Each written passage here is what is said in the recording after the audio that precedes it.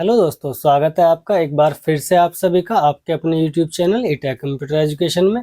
मैं आसिफ खान आपका दोस्त एक बार फिर से लेके आया हूँ माइक्रोसॉफ्ट पावर पॉइंट की छोटी सी वीडियो, जिसमें हम माइक्रोसॉफ्ट पावर पॉइंट के कुछ ऐसे टॉपिक्स बताने वाले हैं जिसके अंदर माइक्रोसॉफ्ट पावर पॉइंट के इंसर्ट के टॉपिक्स, उसमें हेडर किस तरह से लगा सकते हैं, स्लाइड नंबर किस तरह से लगा सकते हैं, date and time insert, shape, chart, ये सारे ऑप्शंस मैं आप सभी के लिए लेके आने वाला हूँ। ये वीडियोस मैंने आपको उसी टॉपिक के ऊपर बनाई है, जैसे कि हम कोई भी एक पावर पॉइंट के अंदर प्रेजेंटेशन बनाते हैं, उस प्रेजेंटेशन को किस तरह से एडिट कर सकते हैं, उस प्रेजेंटेशन में किस तरह से ऑब्जेक्टों को इंसर्ट करा सकते हैं। चलिए फिर बिना किसी देरी किए देखते हैं अपने माइक्रोसॉफ्ट पावर पॉइंट की उस वीडियो को, जिसके लिए हम ये सारा वीडियो एक रेडी किया है।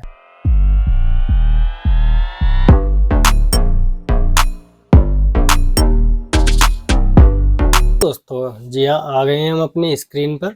आज मैं आपके लिए लेके आया हूँ माइक्रोसॉफ्ट पावर पॉइंट की एक वीडियो, जिसके अंदर मैंने लास्ट सीरीज में आपको बताया था कि हम उसमें एक ये वाले होम वाले ऑप्शन सारे क्लियर कराए थे। Find, replace, font family, paragraph, ये सारी चीज़ें हम इस चीज़ के अंदर लेके आए थे। अब जो नेक्स्ट टॉपिक हमारा है वो है इंसर्ट का।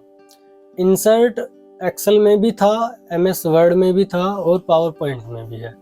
ये सारे टैब वाले मेन्यू वाले ऑप्शन हर एक सॉफ्टवेयर्स के अंदर मिल जाते हैं, तो मैं इसके बारे में ही बात करूंगा। ये आज का हमारा ही टॉपिक है। इसमें क्या करना है, सबसे पहला जो ऑप्शन है हमारा वो है स्लाइड। होम वाले में भी था एक न्यू स्लाइड, और सेम वही ऑप्शन यहाँ है न्यू स्लाइड। अगर यहाँ हम ये हमारी PPT आपके सामने नज़र आ रही है, इस PPT के अंदर आप देख सकते हो कि अगर हमें कोई भी स्लाइड नई बनानी है तो आप यहाँ न्यू स्लाइड से उसको इंसर्ट कर सकते हैं, और उसके लेआउट के अकॉर्डिंग अगर बनानी है तो यहाँ पे देख सकते हो तुम। ये सारा का सारा जितना भी स्लाइड का वर्क है वो इसलिए ही दिया हुआ है ताकि हमारे पास में जो हमारी इंफॉर्मेशन है या हमारे पास में डेटा है उसको हम किस तरह से इसको अलग अलग चेंज कर सकते हैं।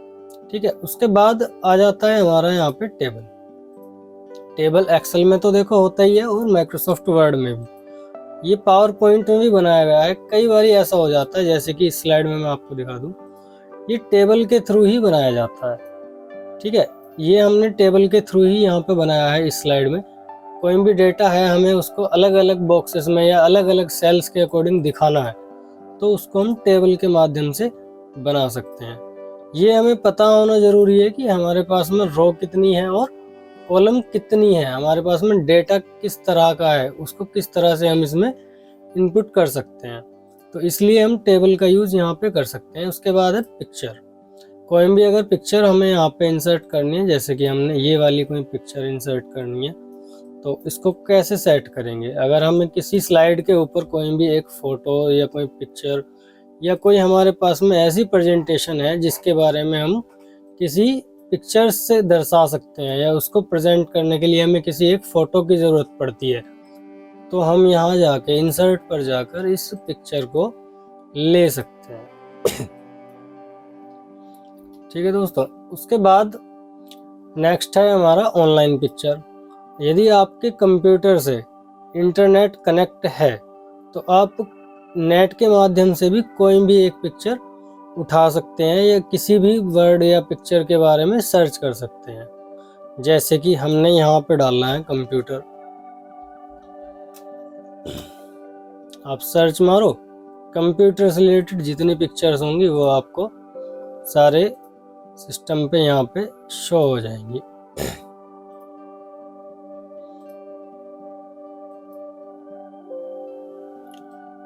ये कोई एरर दे रहा है।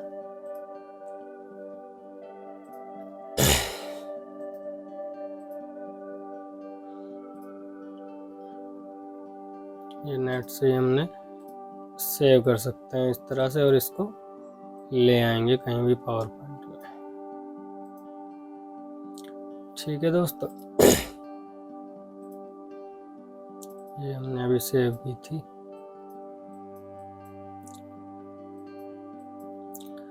नेक्स्ट टॉपिक पर चलते हैं। फिर है स्क्रीन शॉट। कई बार ऐसा होता है कि बहुत सारी फाइलों के अंदर हम या कोई भी एक प्राइवेसी लगा देते हैं, जिसकी वजह से ना ही तो हम किसी भी फाइल का कोई प्रिंट निकाल सकते हैं, ना ही उसके इमेज को कॉपी कर सकते हैं। कुछ सिक्योरिटी रीजंस होते हैं उनके। तो ऐसी कंडीशन में क्या किया जाता है कि उस फाइल का आप स्क्रीनशॉट ले सकते हैं। जैसे कि हमने इतने ही एरिया का स्क्रीनशॉट लेना, तो आप इतने ही एरिया का स्क्रीनशॉट ले करके ऐड कर सकते हैं इसको कहीं पर भी।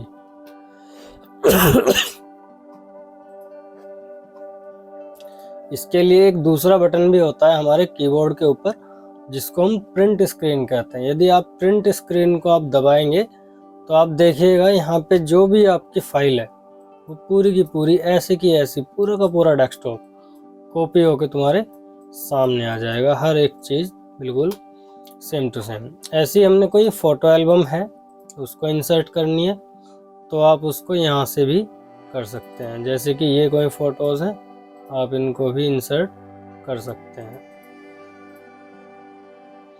ये हमारी फ़ोटो एल्बम यहाँ पे इंसर्ट हो गई। ठीक है। उसके बाद है शेप। अगर हमें कोई भी प्रेजेंटेशन के अकॉर्डिंग शेप बनानी है तो आप यहाँ पे शेप भी बना सकते हैं। ठीक है। आउटलाइन वगैरह जैसे उसकी चाहो वैसे कर सकते हो। शेप के अंदर पिक्चर्स वगैरह डालनी है तो भी आप डाल सकते हो। कई बार हमें बटन इंसर्ट करने होते हैं तो हम बटन भी बना सकते हैं और ये बटन वर्क भी करते हैं यदि आप इनके अंदर कमांड ऐड कर दोगे तो। उसके बाद 3D मॉडल। यदि हमने कोई 3D मॉडल बनाया हुआ है तो आप इस 3D मॉडल को यहाँ से ले सकते हैं। अगर ऑनलाइन चाहिए होगा तो ऑनलाइन भी मिल जाते हैं मॉडल। ठीक है। ये हमारा 3D मॉडल इंटरनेट की मदद से आपके सामने आ गया है। Smart art. जैसे कि माइक्रोसॉफ्ट वर्ड में बताया गया था कि स्मार्ट आर्ट का यूज़ जो होता है वो होता है किसी भी ड्राइंग का। जैसे हमने कोई भी एक प्रेजेंटेशन बनाई है या कोई हमारे पास में ऐसा डेटा है जिनको हम अलग अलग साइकिल में या अलग अलग ग्राफ में दर्शाना चाहते हैं और इस तरह से बनाना चाहते हैं ताकि उसको बिना देखे ही समझा जा सके, तो ऐसी ही आर्ट को कहा जाता है स्मार्ट आर्ट।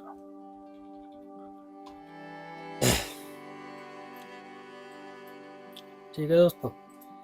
उसके बाद आप चलते हैं चार्ट पे।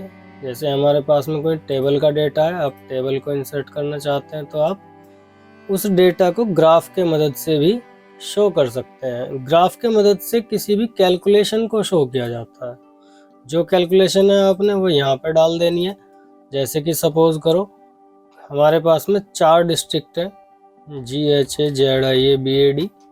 उसके बाद मेरठ, यहाँ पे हापुड़ और यहाँ पे बागपत। और यहाँ पे हमने किसी भी पार्टी का जैसे कि BJP या BSP या SP, इन पार्टियों का पोलिंग दर्शाना है तो आप वो आंकड़ा यहाँ पे लिख सकते हैं और यहाँ पे देख सकते हैं कि जो भी उनकी पोलिंग है वो यहाँ पे शो हो जाएगी आपके। तो कोई भी डेटा है, स्टूडेंट का भी हो सकता है, कॉलेजेस का भी हो सकता है, वो सब हम ग्राफ के मदद से यहाँ पे दर्शा सकते हैं। फिर उसके बाद गेट इन एड्स। जैसे कि आपने देखा होगा कि मैंने एक वीडियो बनाई थी जिसकी मदद से हम QR कोड जनरेट कर लेते हैं। तो उस QR कोड को जनरेट करने के लिए हमने एक सॉफ्टवेयर यहाँ से इंस्टॉल किया था। उसी से रिलेटेड यदि हमारे पास में कोई ऐसा सॉफ्टवेयर है या कोई प्लेयर है या और भी बहुत सारी चीज़ें होती हैं जो एडवांस लेवल पे जाती हैं, उनको आप यहाँ से इसके अंदर ऐड कर लेते हैं। इसको आप यहाँ पे ऐड करोगे तो ये एड्स ऑन में, ये वाला माई एड्स इन में इंस्टॉल हो जाएगा। उसके बाद आप इसकी मदद से जो काम आपने करना है वो आप आसानी से कर सकते हैं। फिर आता है हमारा एक लिंक्स वाला पार्ट, जूम। जूम में सबसे पहले 3 ऑप्शन दिए हुए हैं। समरी जूम, जैसे कि ये हमारे पास में है और ये वाला वर्ड है जैसे ऑन, और इसकी समरी हमारी यहाँ पे है। तो इस समरी का सिलेक्शन बना के किस तरह से हम जूम कर सकते हैं, तो इस जूम पे जाइएगा, समरी जूम कौन सी स्लाइड में, हमारा 4th स्लाइड में। तो आप जैसे ही इंसर्ट करेंगे यहाँ समरी की एक स्लाइड बन जाएगी और ये समरी ही दिखाई देगी आपको 3rd स्लाइड की। ठीक है दोस्तों, अगर आप चाहो तो समरी को इसको रिमूव कर सकते हो।